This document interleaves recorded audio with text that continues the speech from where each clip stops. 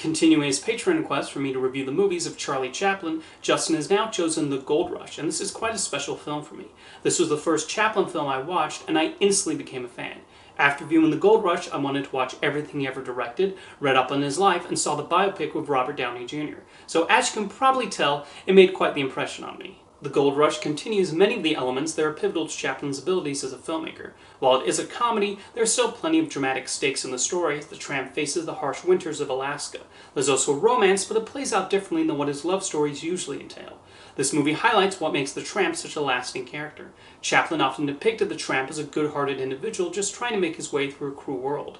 In this film, he goes off in search for gold, although it's more so to give himself a better life rather than outright greed. It's through this scenario that Chaplin then develops the story and creates the gags. He was heavily inspired by the Donner Party of all things when he decided to make The Gold Rush, and he creates some surprising comedy out of the dire situation the tramp finds himself in, when he's stuck in a cabin with another prospector named Big Jim.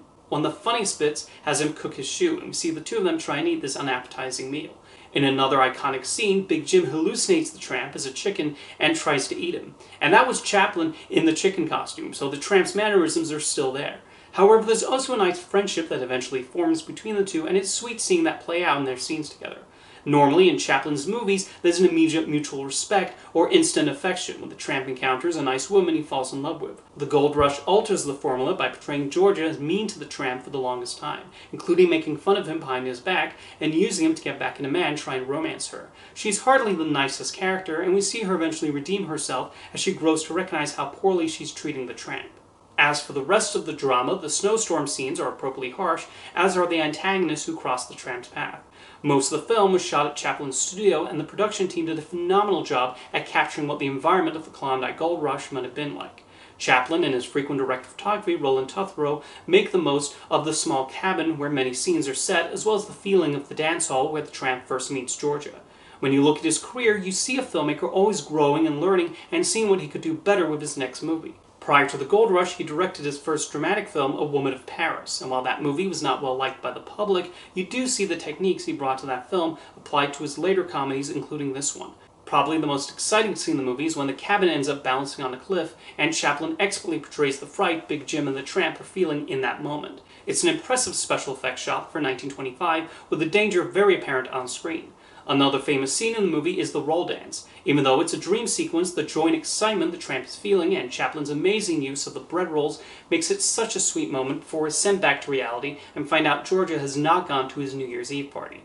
As another example of his skill as a director and storyteller, you could remove the intertitles from the movie and still follow the story and understand what the characters are talking about.